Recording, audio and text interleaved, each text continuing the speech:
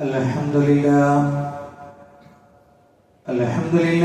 رب العالمين نحمده ونستعينه ونؤمن به ونتوكل عليه ونعوذ بالله من شرور أنفسنا ومن سيئات أعمالنا من يهده الله فلا مضل له ومن يضلل فلن تجد له وليا مرشدا اللهم صل على محمد وعلى آل محمد كما صليت على إبراهيم وعلى آل إبراهيم إنك حميد مجيد اللهم بارك على محمد وعلى آل محمد كما باركت على إبراهيم وعلى آل إبراهيم إنك حميد مجيد أما بعد فإن خير الحديث كتاب الله وخير الهدي هدي محمد صلى الله عليه وسلم وشر الأمور محدثاتها وكل محدثة بدعة وكل بدعة ضلالة وكل ضلالة في النار يا أيها الذين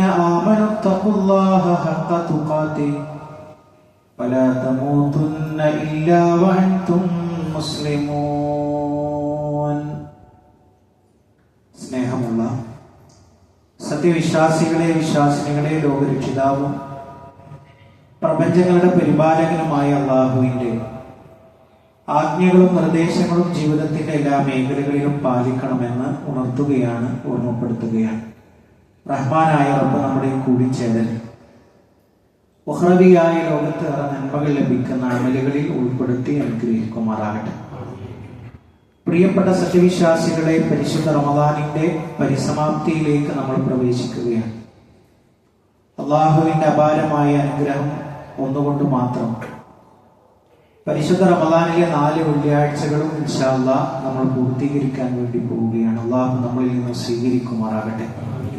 ഒരുപാട് നന്മകൾക്ക് അവസരം നമുക്ക് അല്ലാഹു നൽകിയിരിക്കുകയാണ്. ഇത്തരത്തിലുള്ളൊരു അവസരമേ നമുക്ക് ഉണ്ടാകുമോ എന്ന് പോലും നമുക്കറിയുകയില്ല. അല്ലാഹു നമ്മുടെ നോമ്പിനെ സ്വീകരിക്കുമാറാകട്ടെ. വിശുദ്ധ ഖുർആനിന്റെ പാരായണത്തെ അല്ലാഹു സ്വീകരിക്കുമാറാകട്ടെ. അല്ലാഹു നമ്മുടെ സ്വതക്കകളെ സ്വീകരിക്കുമാറാകട്ടെ. അല്ലാഹു നമ്മുടെ രാത്രി നമസ്കാരങ്ങൾ അല്ലാഹു കബൂൽ ചെയ്യുമാറാകട്ടെ. പ്രിയപ്പെട്ട സത്യവിശ്വാസികളെ, വലിയ നേട്ടങ്ങൾ നേടിയെടുത്ത് ആ ഒരു നേട്ടത്തിന്റെ പ്രതിഫലം വാങ്ങാൻ വേണ്ടി പോകുന്ന ഒരു സംവിധാനത്തിന്റെ അരികിലെത്തി നമ്മൾ തിരിച്ചു നടക്കുക എന്ന് പറയുന്നത് അതീവ ഗൗരവമായിട്ടാണ് നമ്മൾ കാണേണ്ടത്. ഒരു ഉദാഹരണത്തിലൂടെ പറഞ്ഞ കാര്യമൊന്ന് വ്യക്തമായി പറഞ്ഞാൽ, നമ്മുടെ ഒരു കുട്ടിയെ MBBSന് വേണ്ടി ലക്ഷങ്ങൾ ചെലവഴിച്ചുകൊണ്ട് നമ്മൾ ചേർക്കുന്നു. അങ്ങനെ അവൻ വർഷങ്ങൾ ഓരോന്നായി പിന്നിട്ട് അവസാനത്തെ പരീക്ഷ എഴുതുന്ന ആ സമയത്തെത്തിയപ്പോൾ അവൻ നമ്മളോട് പറയുകയാണ്, എനിക്ക് പരീക്ഷ എഴുതാൻ താല്പര്യമില്ല, ഞാൻ തിരിച്ചു പോരുകയാണെന്ന് പറഞ്ഞാൽ നമ്മളെ സംബന്ധിച്ചിടത്തോളം അത് എത്ര വലിയ ആഘാതമാണ് നമ്മൾ ഉണ്ടാക്കുക. നമ്മളില്ലാത്ത പണം ഉണ്ടാക്കിയിട്ടാണ് ആ കുട്ടിയെ അവിടെ ചേർത്തത്. അതിന്റെ അവസാനത്തെ ഒരു ലാപ്പിലെത്തിയിട്ട് അവൻ എന്ത് ചെയ്യുകയാണ്, ആ ഫിനിഷിംഗ് പോയിന്റിൽ നിന്ന് തിരിഞ്ഞു നടക്കുകയാണ്. എത്രത്തോളം ദുനിയാവിൽ നമുക്ക് വല്ലാത്ത വ്യസനം ഉണ്ടാകും. ഗൾഫിൽ പോയി നല്ല ശമ്പളമുള്ള ജോലിയാണ്, നമ്മൾ പലരെ കുറിച്ചും പറയാറുണ്ട്, നല്ല ശമ്പളമുള്ള ജോലിയാണ്. പക്ഷെ എന്ത് ചെയ്യാൻ പറ്റും, ആ കുട്ടി അവിടെ നിൽക്കട്ടെ. 1-2 ദിവസം കഴിഞ്ഞപ്പോഴേക്ക് അവൻ തിരിച്ച് നാട്ടിലേക്ക് തന്നെ തിരിച്ചു പോകുന്നു. അപ്പൊ ഇങ്ങനെയുള്ള ആളുകളെ കുറിച്ച് നമ്മൾ എന്താ പറയുക? പ്രിയപ്പെട്ടവരെ, ആ പറയുന്ന വാക്ക് അത് നമ്മളെ കുറിച്ച് റഹ്മാനായ റബ്ബ് പറയുമോ എന്നുള്ളതാണ് നമ്മൾ ചോദിക്കേണ്ടത്. നമ്മുടെ മനസ്സിനോട് നമ്മൾ ചോദിക്കേണ്ടത്. ഞാൻ നേരത്തെ പറഞ്ഞതുപോലെ നമ്മൾ ഒരുപാട് കാര്യങ്ങൾക്ക് ദുആ ചെയ്തു. അല്ലാഹുവേ, ഞങ്ങളുടെ നോമ്പിനെ സ്വീകരിക്കണേ, ഖുർആനിനെ സ്വീകരിക്കണേ, സദഖയെ സ്വീകരിക്കണേ, രാത്രി നമസ്കാരത്തെ സ്വീകരിക്കണേ. ഒരുപാട് കാര്യങ്ങൾ നമ്മൾ റഹ്മാനായ റബ്ബിനോട് നമ്മൾ ദുആ ചെയ്തു. അല്ലാഹു സ്വീകരിക്കുമാറാകട്ടെ.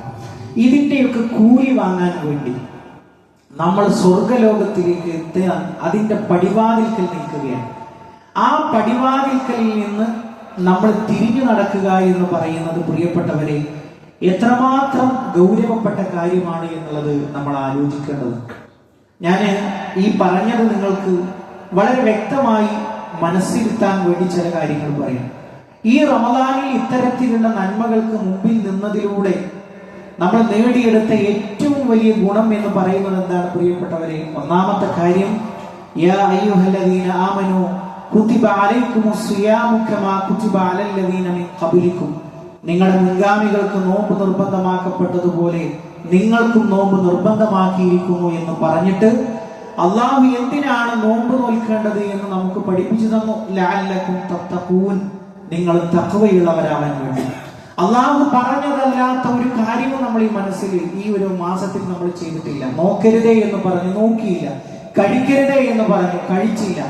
അതേപോലെ തന്നെ സമയം പാഴാക്കരുതേ എന്ന് പറഞ്ഞു, ഇതൊന്നും നമ്മൾ ചെയ്തില്ല. എല്ലാം കൊണ്ടും ഒരു നന്നാവാനുള്ള ഒരു അവസരമായിരുന്നു ഈ ഒരു മാസം നമ്മുടെ മുമ്പിലേക്ക് വന്നത്. അതേപോലെ തന്നെ പ്രിയപ്പെട്ടവരെ, എല്ലാ നന്മയുടെ മുമ്പിലും നമ്മൾ ഉണ്ടായിരുന്നു. എന്തൊക്കെ നന്മയാണ് നാട്ടിൻപുറങ്ങളിലുള്ള, അതേപോലെ തന്നെ പള്ളിയിൽ നടക്കുന്ന നോമ്പ് തുറ, അതിന്റെ സംവിധാനങ്ങൾക്ക്, രാത്രി നമസ്കാരങ്ങൾക്ക്, പള്ളി വൃത്തിയാക്കാൻ, എന്നിത്യാദി എന്തെല്ലാം കാര്യങ്ങൾ ഉണ്ടായിരുന്നു, അതിലൊക്കെയും നമ്മൾ മുമ്പന്തിയിലുണ്ടായിരുന്നു. പ്രിയപ്പെട്ടവരെ, അതിനേക്കാൾ വലിയ ഒരു കാര്യം എന്ന് പറയുന്നത് ഏറ്റവും വലിയ ക്ഷമയല്ലേ. രാപ്പകൽ ഭേദമില്ലാതെ എല്ലാ ഹറാമുകൾ ചെയ്യാനും അള്ളാഹു തൃപ്തിപ്പെട്ടതല്ലാത്ത മാർഗങ്ങൾ നമ്മുടെ മുമ്പിൽ ഉണ്ടായിട്ടും അതിലേക്കൊന്നും നമ്മൾ പോവാതെ നമുക്ക് വേണ്ടുന്ന ഭക്ഷണ പദാർത്ഥങ്ങൾ അവിടെയുണ്ട്. ഞാൻ പല ഖുതുബകളിലും അത് പറഞ്ഞു. നമ്മൾ ക്ഷമിച്ചു നിന്നു. അരുത്. റമദാനിന്റെ പകലുകളിൽ അത് എനിക്ക് അനുവദനീയമല്ല. അള്ളാഹു നമുക്ക് ഹലാലാക്കി തന്ന ഭാര്യയുണ്ട്, അരുത്, അത് പാടില്ല, അത് ചെയ്തുകൂടാ. പ്രിയപ്പെട്ടവരെ, എത്ര വലിയ യോഗ്യതയാണ് നമ്മൾ നേടിയത്. സബ്ർ എന്നാണ് അതിന് അറബിയിൽ പറയാം. എല്ലാം മുമ്പിലുണ്ട്, പക്ഷെ ഒന്ന് മാത്രമാണ് തടസ്സം. റഹ്മാനായ റബ്ബിന്റെ അരുത്, ആ അരുത് മാത്രമാണ് തന്നെ അതിൽ നിന്ന് വിലക്കിയത്. അതിനാണ് അറബി ഭാഷയിൽ സബ്ർ എന്ന് പറയുക. പ്രിയപ്പെട്ടവരെ, ഇത്രയും വലിയ നന്മ കിട്ടിയിട്ട് നമ്മളെ സംബന്ധിച്ചിടത്തോളം നമ്മൾ ആലോചിച്ചു നോക്കുക. സ്വർഗക്കാരായ ആളുകളെ കുറിച്ചാണ് ഈ 3 ഗുണവിശേഷണങ്ങളും പറയുന്നത്. സ്വർഗത്തിലേക്ക് കടക്കുന്ന ആളുകളുടെ ലക്ഷണം പറഞ്ഞിടത്ത് അള്ളാഹു പറഞ്ഞത് അവർ തഖ്വയുള്ളവരാണ്, അവർ ക്ഷമിക്കുന്നവരാണ്, അവർ നന്മയുടെ മുന്നണി പോരാളികളാണ്. ഈ ഗുണങ്ങളാണ് സ്വർഗക്കാരെ കുറിച്ച് പറഞ്ഞത്. വിശുദ്ധ ഖുർആൻ പറയുന്നു, നോക്കൂ. വസീഖല്ലദീന തഖൗ റബ്ബഹും ഇലൽ ജന്നതി സുമറാ. സ്വർഗത്തിലേക്ക് തഖ്വയുള്ള ആളുകൾ കൂട്ടം കൂട്ടമായി ആനയിക്കപ്പെടും. ഹത്താ ഇദാ ജാഊഹാ, അങ്ങനെ അവര് സ്വർഗത്തിന്റെ വാതിൽക്കൽ എത്തുമ്പോ വഫുതിഹത് അബ്വാബുഹാ, അതിന്റെ കവാടങ്ങൾ അവർക്ക് തുറന്നു കൊടുക്കപ്പെടുകയും വഖാല ലഹും ഖസനതുഹാ, അതിന്റെ പാറാവുകാർ അവരോട് പറയുകയും ചെയ്യും, സലാമുൻ അലൈക്കും, സലാമുൻ അലൈക്കും, സലാമുൻ അലൈക്കും, നിങ്ങൾക്ക് സമാധാനം ഉണ്ടാവട്ടെ. എന്തൊരു വലിയ വർത്തമാനമാണ്. അള്ളാഹുവിന്റെ പാറാവുകാരായ സ്വർഗത്തിന്റെ കാവൽക്കാരായ മലക്കുകൾ പറയാൻ, നിങ്ങൾക്ക് സമാധാനം ഉണ്ടാവട്ടെ. നമ്മൾ തമ്മിൽ കാണുമ്പോൾ പറയാറില്ലേ അസ്സലാമു അലൈക്കും? എന്താ അതിന്റെ അർത്ഥം? നിങ്ങൾക്ക് അള്ളാഹുവിന്റെ സമാധാനം ഉണ്ടാവട്ടെ. ആ ഒരു ഏറ്റവും വലിയ അഭിനന്ദനത്തിന്റെ വാക്ക് അവിടെ വെച്ചുകൊണ്ട് പറയാൻ മലക്കുകൾ പറയാണ്, സ്വർഗത്തിലേക്ക് പ്രവേശിക്കാനിരിക്കുമ്പോ ആ സ്വർഗത്തിലേക്ക് പോകുന്ന ആളുകൾ ഗുണം എന്താ പറഞ്ഞത്? ആയത്തിന്റെ തുടക്കം പറഞ്ഞു, വസീഖല്ലദീന തഖൗ റബ്ബഹും, അവരുടെ രക്ഷിതാവ് തഖ്വയുള്ളവരെ ആനയിച്ചു കൊണ്ടുപോകുന്നു. എവിടേക്ക്? ഇലൽ ജന്നത്തി, സ്വർഗത്തിലേക്ക്. എങ്ങനെ? സുമറാ, കൂട്ടം കൂട്ടമായിട്ട്, വിശ്വാസികളുടെ കൂട്ടമായിട്ടാണ് സ്വർഗത്തിലേക്ക് പോകുന്നത്. അപ്പൊ സ്വർഗത്തിലേക്ക് പോകുന്ന ആളുകളുടെ ഗുണമായിട്ട് പറഞ്ഞത് അവര് തഖ്വയുള്ള ആളുകളാണ്. തീർന്നില്ല പ്രിയപ്പെട്ടവരെ, ജന്നാത്തു അദ്നി യദ്ഖുലൂനഹാ, താഴ്ഭാഗത്തുകൂടി അരുവികൾ ഒഴുകുന്ന തോട്ടത്തിൽ അവരെ പ്രവേശിപ്പിക്കുന്നതാണ്. അവരെ മാത്രമാണോ? അവരെ മാത്രമല്ല, വമൻ സ്വലഹ മിൻ ആബായിഹിം, അവരുടെ നന്മയിൽ അവരുടെ കൂടെ പങ്കെടുത്ത അവരുടെ മാതാപിതാക്കളെയും, വഅസ്വാജിഹിം, അവരുടെ ഇണകളെയും, വദുരിയാതിഹിം, അവരുടെ സന്താനങ്ങളെയും. പ്രിയപ്പെട്ടവരെ, വല്ലാത്തൊരു ആയത്താണ്, നിർവൃത്തി കിട്ടുന്ന ഒരു ആയത്താണ്. നമ്മുടെ കൂടെ നന്മയിൽ നമ്മുടെ മാതാപിതാക്കൾ ഉണ്ടെങ്കിൽ, നമ്മുടെ ഇണകൾ ഉണ്ടെങ്കിൽ, നമ്മുടെ മക്കളുണ്ടെങ്കിൽ അവരെയും നമ്മുടെ കൂടെ സ്വർഗത്തിലേക്ക് കൊണ്ടുപോവുകയാണ്. എന്നിട്ടോ വൽ മലായികതു യദ്ഖുലൂന അലൈഹിം മിൻ കുല്ലി ബാബ്, എല്ലാ കവാടങ്ങളിലൂടെയും അല്ലാഹുവിന്റെ മലായികത്തുകൾ ഇറങ്ങി വന്നുകൊണ്ട് പറയുകയാണ്, സലാമുൻ അലൈക്കും ബിമാ സബർതും, സലാമുൻ അലൈക്കും ബിമാ സബർതും. നിങ്ങൾ ക്ഷമിച്ചതിനാൽ, നിങ്ങൾ സബറുള്ളവരായതിനാൽ നിങ്ങൾക്ക് അല്ലാഹുവിന്റെ സലാമിത, അല്ലാഹുവിന്റെ ശാന്തിത, അല്ലാഹുവിന്റെ സമാധാനമിത. ഫനിഅമ ഉഖബദ്ദാർ, പര്യവസാനം, ഏറ്റവും നല്ല അന്തിമമായ നിങ്ങളുടെ വീട് സ്വർഗമെന്ന് പറയുന്നത് എത്ര നല്ലത്. മലക്കുകൾ അവരോട് പറയാം. അപ്പൊ അവിടെ ഈ ഗുണമായി പറഞ്ഞത് സബറുള്ളവർ എന്നുള്ളതാണ്. പ്രിയപ്പെട്ടവരെ, ഒരു മാസത്തെ കഠിനമായ പ്രയത്നത്തിലൂടെ റഹ്മാനായ റബ്ബ് ഔദാര്യമായി നമുക്ക് നൽകിയിട്ടുള്ള ഈ ഗുണങ്ങളാണ് ഇപ്പൊ നമ്മുടെ കൈവശമുള്ളത്. നമ്മുടെ കൈകളിലുള്ളത് ഇത്രയും വലിയ ദുനിയാവിലെ വില പിടിച്ച നിധികളാണുള്ളത്. അല്ലാഹുവിന്റെ റസൂൽ സല്ലല്ലാഹു അലൈഹി വസല്ലം പറഞ്ഞില്ലേ, മൻ സാമ റമദാൻ ഈമാനം വഹ്തിസാബൻ ഗുഫിറ ലഹു മാ തഖദ്ദമ മിൻ ദംബിഹി. ഒരാൾ റമദാനിൽ ഈമാനോടുകൂടി ഇഹ്തിസാബോടുകൂടി ഒരാൾ അല്ലാഹുവിന്റെ മാർഗത്തിൽ വജ്ഹ് ഉദ്ദേശിച്ചുകൊണ്ട് റമദാനിൽ നോമ്പെടുത്താൽ ഗുഫിറ ലഹു മാ തഖദ്ദമ മിൻ ദംബിഹി, അവന്റെ മുൻകഴിഞ്ഞ പാപങ്ങളെ അല്ലാഹുവിന് പുറത്തു കൊടുക്കുന്നതാണ്. എത്ര കഷ്ടപ്പെട്ടിട്ടാണ് നമ്മൾ നോമ്പെടുത്തത്, എത്ര കഷ്ടപ്പെട്ടിട്ട രാത്രി നമസ്കാരം നമ്മൾ നിർവഹിച്ചത്. പ്രിയപ്പെട്ടവരെ, ആരാണ് ഇതിന്റെ കൂലി തന്നത്? ആരുടെയെങ്കിലും കൂലി നമ്മൾ പ്രതീക്ഷിച്ചിരുന്നോ? ദുനിയാവിൽ ആരുമില്ലെങ്കിലും, ആരിഷ്ടപ്പെട്ടാലും ഇഷ്ടപ്പെട്ടില്ലെങ്കിലും, ആരുണ്ടെങ്കിലും ഇല്ലെങ്കിലും അതാതിന്റെ വക്തുകളിൽ നമ്മൾ പള്ളിയിലേക്ക് എത്തിയിരുന്നു. നമ്മൾ പുലർച്ചെ നമുക്ക് ഇഷ്ടമില്ലാത്ത സമയമാണ് ഭക്ഷണം കഴിക്കേണ്ടത്. ആ സമയത്ത് കുടുംബങ്ങളെ നമ്മൾ വിളിച്ചുണർത്തി ഭക്ഷണം കഴിപ്പിച്ചു. എന്തായിരുന്നു പ്രിയപ്പെട്ടവരെ അതിന്റെ പിന്നിലുള്ള ചേതോവികാരം? അള്ളാഹുവിന്റെ തൃപ്തി ഒന്ന് മാത്രമാണ്. അതുകൊണ്ട് പ്രിയപ്പെട്ട മുഅ്മിനീങ്ങളെ, ഇത് നമ്മൾ നിലനിർത്തി കൊണ്ടുപോകാനാണ് നമ്മൾ ശ്രദ്ധിക്കേണ്ടത്. ഇതിനെ നമ്മൾ എന്ത് ചെയ്യരുത്? ഈ ഒരു പരിശുദ്ധ റമദാൻ ശരിക്കും നാട്ടിൻ പുറങ്ങളിൽ ഒരു ചിന്തയുണ്ട്. 27-ാം രാവ് കഴിഞ്ഞു, റമദാൻ കഴിഞ്ഞു. അങ്ങനെയല്ല പ്രിയപ്പെട്ടവരെ, 21 പ്രാധാന്യമുള്ളതുപോലെ, 23-ന് പ്രാധാന്യമുള്ളതുപോലെ 25-നും 27-നും ഒറ്റയിട്ട രാവ് കൂടി കാത്തിരിക്കുന്നുണ്ട്, 29. അപ്പൊ നമ്മളെ സംബന്ധിച്ചിടത്തോളം റമദാൻ എന്ന് പറഞ്ഞത് അത് തീർന്നിട്ടില്ല. റമദാനിന് ശേഷം അത് തുടർന്നാണ് നമ്മൾ കൊണ്ടുപോകേണ്ടത്. അതിന് സഹായകമാകുന്ന ഒന്നാമത്തെ കാര്യം എന്ന് പറയുന്നത്, പ്രിയപ്പെട്ടവരെ, പരിശുദ്ധ റമദാനിന് ശേഷവും നമ്മൾ പരിഗണിക്കേണ്ടത് ഒന്നാമത്തെ കാര്യം നമ്മളുടെ ജമാഅത്ത് നമസ്കാരം വീഴ്ച വരുത്താതെ കൊണ്ടു നടക്കുക എന്നുള്ളതാണ്. അല്ലാഹുവിന്റെ ഹബീബ് സല്ലല്ലാഹു അലൈഹി വസല്ലമയുടെ സദസ്സിലേക്ക് കണ്ണു കാണാത്ത വ്യക്തി വന്ന ചരിത്രം നമുക്കറിയാം. അല്ലാഹുവിന്റെ റസൂലേ, എനിക്ക് കണ്ണു കാണില്ല, എന്നെ പള്ളിയിലേക്ക് കൊണ്ടുപോകാൻ സഹായികളില്ല, ഞാൻ വീട്ടിൽ വെച്ച് നമസ്കരിച്ചോട്ടെ. തികച്ചും ന്യായമായ ഒരു ചോദ്യമാണ്. അല്ലാഹുവിന്റെ റസൂൽ സല്ലല്ലാഹു അലൈഹി വസല്ലം പറഞ്ഞു, നിനക്ക് അനുവാദമുണ്ട്. തിരിച്ചു പോകുമ്പോ ആ ഒരു ആഴ്മയായോ അന്ധനായ വ്യക്തിയോട് അല്ലാഹുവിന്റെ റസൂൽ സല്ലല്ലാഹു അലൈഹി വസല്ലം ചോദിക്കുകയാണ്, നിന്റെ വീട്ടിലേക്ക് ബാങ്ക് നീ കേൾക്കാറുണ്ടോ എന്ന് ചോദിക്കുമ്പോ ആ അന്ധനായ സഹാബി വര്യൻ റളിയല്ലാഹു അൻഹു പറയാണ്, അതേ റസൂലേ, എന്റെ വീട്ടിലേക്ക് ബാങ്ക് കേൾക്കാറുണ്ട്. അപ്പോഴോ പ്രവാചകൻ സല്ലല്ലാഹു അലൈഹി വസല്ലമയുടെ മറുപടി, അജിബാദിന് നീ ജവാബ് നൽകണം. ഹയ്യാലസ് സ്വലാ, നമസ്കാരത്തിലേക്ക് വരൂ. ഹയ്യാലൽ ഫലാ, വിജയത്തിലേക്ക് വരൂ എന്ന് പറഞ്ഞാൽ അത് കേൾക്കുന്നവരുടെ ബാധ്യതയാണ് അതിന് ജവാബ് നൽകുക എന്നുള്ളത്. അതിനേക്കാൾ ഗൗരവമായ ഒരു കാര്യം പ്രവാചകൻ സല്ലല്ലാഹു അലൈഹി വസല്ലം പറയുകയാണ്, ഞാൻ വിചാരിച്ചു ഞാൻ മദീനത്തെ പള്ളിയിൽ ഒരാളെ ഇമാമത്തിന് ചുമതലയേൽപ്പിക്കുക, എന്നിട്ട് ഒരാളെയും കൊണ്ട് ഒരല്പം വിറക് കെട്ടുമായിട്ട് ഞാൻ മദീനത്തു കൂടി ഞാൻ ചെല്ലുക, എന്നിട്ട് പള്ളിയിലേക്ക് വരാത്ത മനുഷ്യന്മാരെ അവരുടെ വീട് സഹിതം ഈ വിറകും കൂടി വെച്ച് കത്തിച്ചു കളയട്ടെ എന്ന് എനിക്ക് തോന്നിപ്പോയി എന്ന് അല്ലാഹുവിന്റെ ഹബീബ് സല്ലല്ലാഹു അലൈഹി വസല്ലം ചോദിക്കുമ്പോ, റഹ്മാനായ റബ്ബിന്റെ മഹ്ശറ വൻസഭയിൽ എന്തുകൊണ്ട് നീ പള്ളിയിലേക്ക് വന്നില്ല?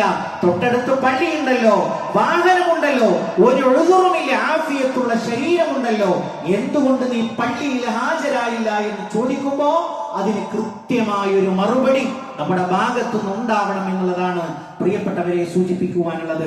രണ്ടാമത്തെ കാര്യം, വിശുദ്ധ ഖുർആനുമായിട്ടുള്ള ബന്ധം നമ്മൾ തുടർന്നും നിലനിർത്തണം. നമ്മൾ എത്രയാണ് പാരായണം ചെയ്തത്, എത്ര സമയമാണ് ഖുർആനിന്റെ മുമ്പിൽ നമ്മൾ ഇരുന്നത്, നമുക്ക് കണക്കാക്കാൻ കഴിയുന്നില്ല. അത്രയും വലിയ മഹബത്തായിരുന്നു. അതിന്റെ ആയത്തുകളിലൂടെ നമ്മൾ കണ്ണോടിച്ചു, അതിന്റെ അർത്ഥങ്ങളിലൂടെ നമ്മൾ കണ്ണോടിച്ചു. എന്തൊരു അനുഭൂതിയായിരുന്നു, എന്തൊരു ആഹ്ലാദമായിരുന്നു. ഉറക്കമഴച്ചിട്ട് നമുക്ക് അറിയുന്നില്ല സമയം പോകുന്നത്. അത്രയും ഖുർആനുമായി നമ്മൾ അടുത്തു. എന്തിനേറെ, അവസാനത്തെ 10ലേക്ക് നമ്മൾ പ്രവേശിച്ചപ്പോ ആ ബന്ധം ഒന്നുകൂടി ദൃഢമായി.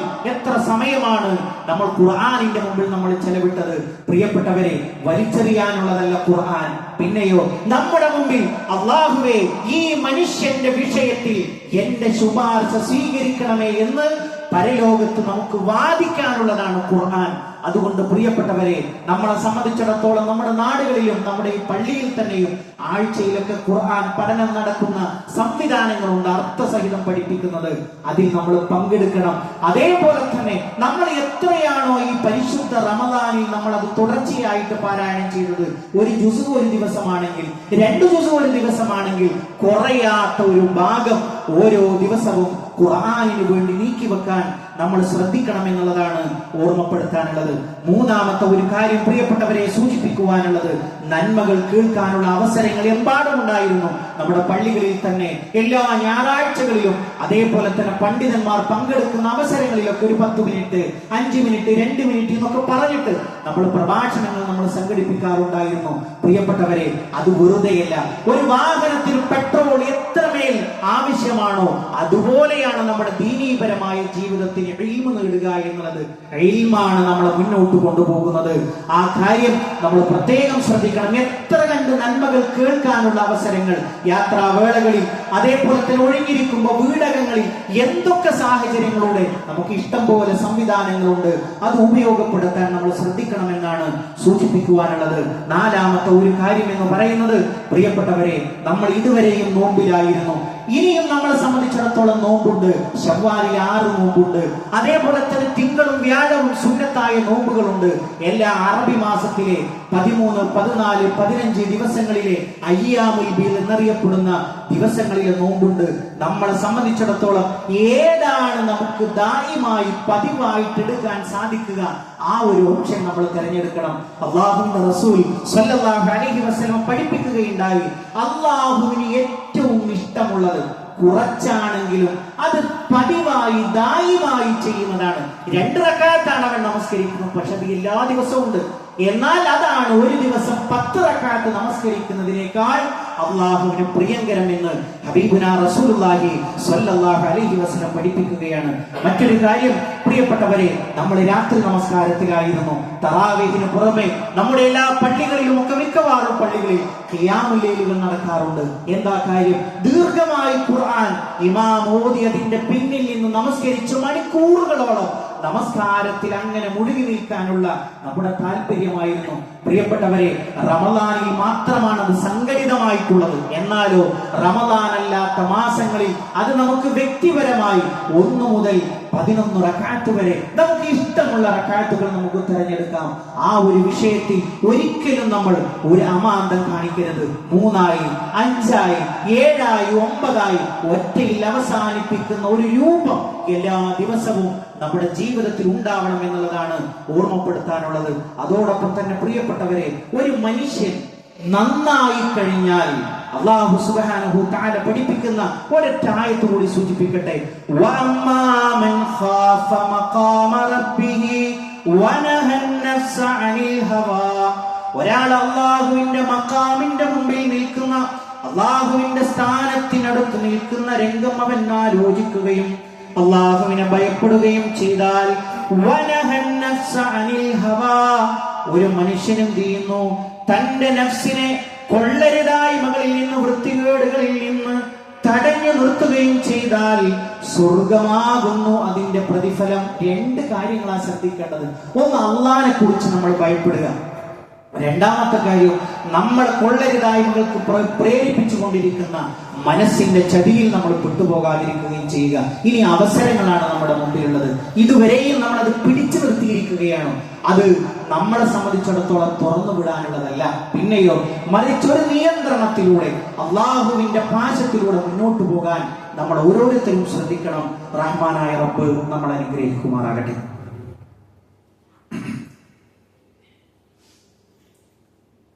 അൽഹംദുലില്ലാഹി റബ്ബിൽ ആലമീൻ വസ്സലാത്തു വസ്സലാമു അലാ റസൂലിഹിൽ അമീൻ നബിയിനാ വഹബീബിനാ മുഹമ്മദിൻ സ്വല്ലല്ലാഹു അലൈഹി വസല്ലം വഅലാ ആലിഹി വസഹ്ബിഹി അജ്മഈൻ അമ്മാ ബഅദ്. പ്രിയപ്പെട്ട സത്യവിശ്വാസികളെ, വിശ്വാസിനികളെ, ഒരിക്കൽ കൂടി അള്ളാഹുവിന്റെ ആജ്ഞാനിർദ്ദേശങ്ങൾ ജീവിതത്തിന്റെ എല്ലാ മേഖലകളിലും പാലിക്കണമെന്ന് ഉണർത്തുകയാണ്, ഓർമ്മപ്പെടുത്തുകയാണ്. പ്രിയപ്പെട്ടവരെ, ഇനി നമ്മളെ സംബന്ധിച്ചിടത്തോളം ഈ റമദാനിൽ നിന്ന് നമ്മൾ പുറത്തു കിടക്കുമ്പോൾ നമ്മളെ കാത്തിരിക്കുന്ന ഒരു സംഗതി എന്ന് പറയുന്നത് ഹബീബനാ റസൂലുള്ളാഹി സ്വല്ലല്ലാഹു അലൈഹി വസല്ലമയുടെ ഒരു സുന്നത്താണ്.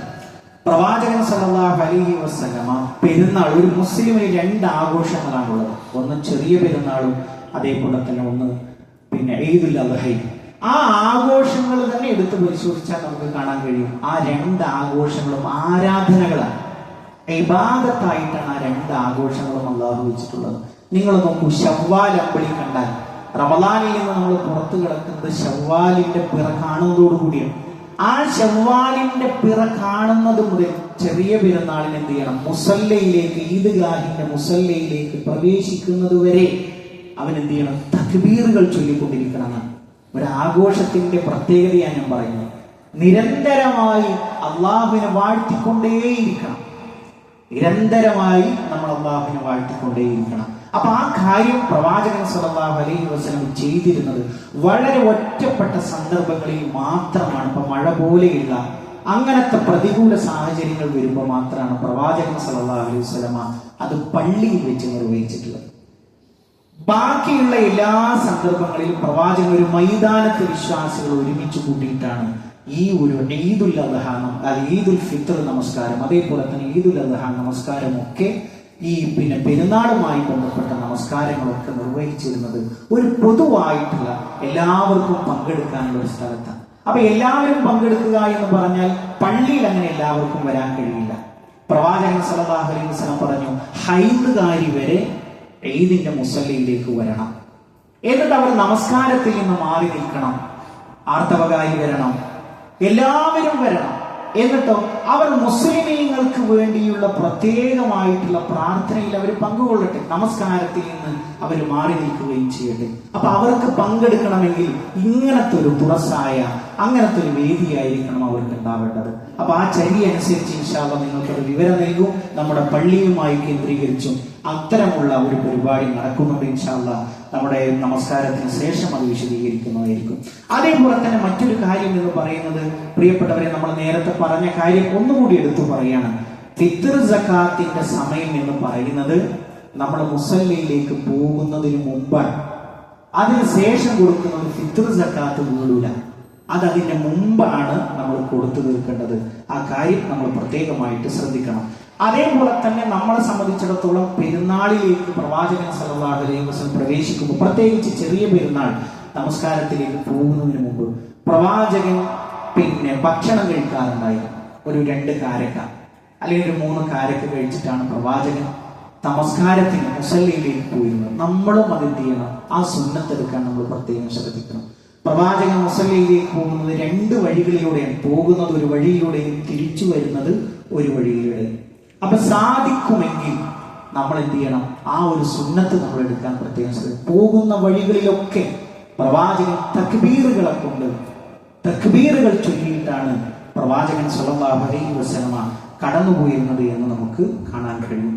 അതേപോലെ തന്നെ പ്രിയപ്പെട്ടവരെ, നമ്മളെ സംബന്ധിച്ചിടത്തോളം ഇപ്പൊ നമ്മുടെയൊക്കെ നാടുകളിൽ ഉണ്ടോ എന്നുള്ളതിൽ ചില നാടുകളിൽ കാണാം. ചില വെള്ളിയാഴ്ചകളിൽ എല്ലാവരും മക്ബറയിലേക്ക്, അതായത് മുസ്ലിമീങ്ങളെ മറമാടപ്പെട്ട ഖബറുകളിലേക്ക് പോകുന്നതാണ്. അതേപോലെ തന്നെ ഈദിന്റെ സമയത്ത് ഒരു വലിയൊരു ജനക്കൂട്ടം. എന്താ അതിന്റെ ഒരു പ്രത്യേകത?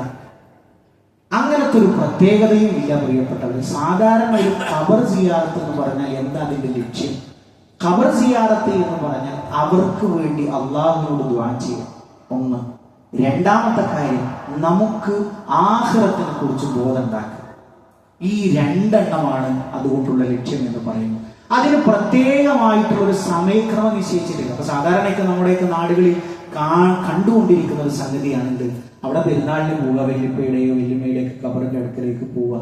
പ്രിയപ്പെട്ടവരെ, അവിടെ പോയില്ലെങ്കിൽ പോയി നമ്മൾ ഇവിടെ ഇരുന്ന് റഹ്മാനായ റബ്ബേ എന്റെ ഉപ്പാക്ക് പുറത്തു കൊടുക്കണേ, റബ്ബി റഹംഹുമാ കമാ റബ്ബയാനി സഗീറ, അത് അവിടേക്ക് എത്തും. അതിന്റെ രണ്ടാമത്തെ ഗുണമാണ് നമുക്ക് കിട്ടേണ്ടത്. നമ്മൾ ഖബർ സിയാറത്ത് അവിടെ നടത്തുന്നുവെങ്കിൽ അതിൽ പറഞ്ഞ രണ്ടാമത്തെ ഒരു പോയിന്റ്, പടച്ചോനെ ഇതേപോലെ ഒരു കഷ്ണം തുണിയിലേക്കാക്കി എന്നെയും കണ്ട ഒരു തിരക്കില്ല അവർക്ക്. അപ്പൊ നമുക്കൊക്കെ എന്താണ്, ജുമയുടെ കഴിയാൻ വേണ്ടി കാത്തിരിക്കണം. ചിലപ്പോൾ ജുമയിലേക്ക് വന്നാൽ പോലും ചില ആളുകളുടെ മൊബൈൽ ഓഫ് ആകുന്നില്ല. അവർക്ക് അതിൽ വരുന്ന, അല്ലെങ്കിൽ കഴിഞ്ഞു കഴിഞ്ഞ് അതിൽ വരുന്നതിന് മുമ്പ് നടന്നിട്ടുള്ള ഇടപാടുകളുടെ പൂർത്തീകരണം എന്ത് തിരക്കാണ് പറയുന്നപ്പോ ഞാനാകട്ടെ നിങ്ങളാകട്ടെ ഇതൊക്കെ കണക്കൂട്ടിയിട്ടാണ്. പക്ഷെ ആ ഒരു വിശാലമായൊരു ഏരിയ നോക്ക്, എന്ത് തിരക്കാവർക്കുള്ളത്, ഒരു തിരക്കൂല. പടച്ചോനെ ഇതേപോലെ ശാന്തമായിട്ട് ഞാൻ കിടക്കുന്നുണ്ടല്ലേ, ആരാ എന്റെ കൂട്ടത്തിൽ ഉണ്ടാവുക? എന്റെ കൂടെ ആരാ ഉണ്ടാവുക? ആരുമില്ല. ഈ ഒരു ബോധമാണ് പ്രിയപ്പെട്ടവരെ നമ്മളെ മുന്നോട്ട് ഇഖ്ലാസോടുകൂടി മുന്നോട്ടുള്ള പ്രയാണത്തിൽ നയിക്കുക. അതിനാണ് അള്ളാഹുവിന്റെ റസൂൽ സല്ലല്ലാഹു അലൈഹി വസല്ലം ഖബർ സിയാറത്ത് പ്രത്യേകമാക്കിയിട്ടുള്ളത്. അപ്പോൾ പ്രത്യേകമായി എന്റെ വിശ്വാസികളോട് പറയാനുള്ളത്, അങ്ങനത്തെ ഒരു നന്മ ഒട്ടേറെ ചെറിയ ചെറിയ നമ്മളൊക്കെ നിസ്സാരമെന്ന് കരുതുന്ന നന്മകൾ വരെ അള്ളാഹുവിന്റെ ഹബീബ് സല്ലല്ലാഹു അലൈഹി വസല്ലം നമുക്ക് പഠിപ്പിച്ചു തന്നിട്ടുണ്ട്. ഈ ഉമ്മത്ത് എത്ര പെട്ടെന്ന് പഴച്ചു പോകുന്നല്ല. ഈ നന്മയിൽ അവർ നല്ലതല്ലേ എന്ന് വിചാരിച്ച് അവരെന്ത് ചെയ്യും? അത് ചെയ്യും. പക്ഷേ പിന്നെ പഴച്ചു പോകുന്നതോ വളരെ വിദൂരമായിട്ടുള്ളൊരു രൂപത്തിലേക്കാണ്. ഇപ്പൊ സാധാരണ നമ്മളെ സംബന്ധിച്ചിടത്തോളം ഈ ജമാഅത്ത് നമസ്കാരങ്ങൾക്ക് വലിയ പുണ്യമാണ് നമുക്ക് പ്രഖ്യാപിക്കപ്പെട്ടിട്ടുള്ളത്. പക്ഷെ ഓരോ തിരക്കുകളിൽ പെട്ട് നമ്മുടെ തൊട്ടടുത്ത പള്ളിയിലേക്ക് വരാൻ പോലും നമുക്ക് എന്ത് ചെയ്യുന്നില്ല, അത്തരമുള്ള തിരക്കുകൾ നമ്മളെ തടഞ്ഞു വെക്കുന്നു എന്നുള്ളതാണ്. അതുകൊണ്ട് പ്രിയപ്പെട്ട സത്യവിശ്വാസികൾ, എല്ലാ ആഘോഷങ്ങളും പരിധി ലംഘിക്കാതെ അള്ളാഹുവിന്റെ തൃപ്തി മാത്രം ആഗ്രഹിച്ചുകൊണ്ട് മുന്നോട്ട് പോകാൻ നമ്മൾ ശ്രദ്ധിക്കുക. റഹ്മാനായ റബ്ബ് ഇരു ലോകത്തും വിജയം വരിക്കുന്ന മുഅ്മിനീങ്ങളിൽ മുത്തഖീങ്ങളിൽ അള്ളാഹു നമ്മളെ ഓരോരുത്തരും ഉൾപ്പെടുത്തി അനുഗ്രഹിക്കുമാറാകട്ടെ. ഇതേപോലെ അവന്റെ ജന്നാത്തുൽ ഫിർദൗസിൽ ഒരുമിച്ചിരിക്കാനുള്ള ഭാഗ്യം നൽകി അള്ളാഹു നമ്മളെ ഓരോരുത്തരെയും അനുഗ്രഹിക്കുമാറാകട്ടെ. ജീവിത അവസാനം വരെ മുഅ്മിനായി മുത്തഖിയായി ജീവിച്ച് മരണപ്പെട്ടു പോകാനുള്ള ഭാഗ്യം അള്ളാഹുവെ ഞങ്ങൾക്ക് ഓരോരുത്തർക്കും നീ പ്രദാനം ചെയ്യണമേ റഹ്മാനെ. അള്ളാഹുവെ, പരിശുദ്ധമായിട്ടുള്ള ഈ ഒരു മാസത്തിൽ നിന്ന് പുറത്തു കിടക്കുമ്പോൾ നോമ്പ് അനുകൂലമായി സാക്ഷി പറയുന്നവരിൽ അള്ളാഹുവെ ഞങ്ങളുടെ ഓരോരുത്തരെയും നീ ഉൾപ്പെടുത്തണമേ റഹ്മാനെ. അള്ളാഹുവെ, വിശുദ്ധ ഖുർആൻ ഞങ്ങൾക്ക് വേണ്ടി വാദിക്കുന്നവരിൽ അള്ളാഹുവെ ഞങ്ങളുടെ ഓരോരുത്തരെയും നീ ഉൾപ്പെടുത്തി അനുഗ്രഹിക്കണമേ റഹ്മാനെ. അള്ളാഹുവെ, ഞങ്ങളുടെ അമലുകളെ നീ ഖബൂൽ ചെയ്യണമേ റഹ്മാനെ. അള്ളാഹുവെ, ഞങ്ങളുടെ പാപങ്ങളെ ഞങ്ങൾക്ക് നീ പുറത്തു തരുന്ന റഹ്മാനെ. അള്ളാഹുവെ, പാപികളാണ്, വിവരമില്ലാത്തവരാണ്. റഹ്മാനായ റബ്ബേ, എന്റെ മഹ്ലായ ഫദ്ൽ കൊണ്ട് ഞങ്ങൾക്ക് ഞങ്ങളുടെ പാപങ്ങൾ നീ പുറത്തു തരണമെന്ന് റഹ്മാനെ. അള്ളാഹുവെ, കുടുംബത്തോടൊപ്പം ജന്നാത്തുൽ ഫിർദൗസിൽ പ്രവേശിക്കാനുള്ള ഭാഗ്യം റഹ്മാനായ റബ്ബേ ഞങ്ങൾക്ക് ഓരോരുത്തർക്കും നീ പ്രദാനം ചെയ്യണമേ റഹ്മാനെ. ഒരുപാട് പ്രയാസങ്ങൾ സഹിച്ചുകൊണ്ടാണ് റഹ്മാനായ റബ്ബേ ഞങ്ങളുടെ ജീവിതത്തിൽ മുന്നോട്ട് പോകുന്ന എല്ലാ ഹലാലായ ഉദ്ദേശങ്ങളെയും അള്ളാഹുവെ ഞങ്ങൾക്ക് നീ പൂർത്തീകരിച്ചു തരണമേ റഹ്മാനെ. അള്ളാഹുവെ, ഞങ്ങളുടെ കൂട്ടത്തിൽ ഒരുപാട് രോഗികളുണ്ട്. രോഗങ്ങളെ കൊണ്ട് അങ്ങേയറ്റം വേദന അനുഭവിക്കുന്ന ആളുകളുണ്ട്. റഹ്മാനായ റബ്ബേ, നീ മാലിക്കാണ്, മുലൂക്കാണ്, നീ ഷാഫിയാണ്. നിന്റെ കയ്യിലാണ് ഏറ്റവും വലിയ ശമനമുള്ളത്. അള്ളാഹുവെ, എൻ്റെ കയ്യിലുള്ള ശമനം കൊണ്ട് ഞങ്ങളിലെ രോഗികൾക്ക് നീ ശിഫ പ്രദാനം ചെയ്യുന്ന റഹ്മാനെ. അള്ളാഹുവെ, ദീനിയായി ജീവിക്കാനുള്ള കൊതി കൊണ്ട്, എന്നാൽ ശത്രുക്കൾ സമ്മതിക്കാതെ ആകാശ ലോകത്തേക്ക് നോക്കിക്കൊണ്ട് ബോംബിന്റെ ആ ഒരു ശബ്ദത്തിന്റെ മുമ്പിൽ പകച്ചു നിൽക്കുന്ന ഞങ്ങളുടെ സഹോദരങ്ങൾക്ക് അല്ലാഹുവേ ശക്തിയും സ്ഥൈര്യവും നീ പ്രദാനം ചെയ്യണമേ റഹ്മാനെ. അവർക്ക് വിജയം നൽകണമേ റഹ്മാനെ. അവർക്ക് ഈ ദീനീ രംഗത്ത് ഉറച്ചു നിൽക്കാനുള്ള ശക്തി നീ നൽകണമേ റഹ്മാനെ. اللهم اغفر للمؤمنين والمؤمنات والمسلمين والمسلمات الأحياء منهم والأموات إنك مجيب الدعوات يا قاضي الحاجات. اللهم أجرنا من النار، اللهم أجرنا من النار. اللهم ربنا تقبل منا إنك أنت السميع العليم وتب علينا إنك أنت التواب الرحيم. آمين آمين برحمتك يا أرحم الراحمين.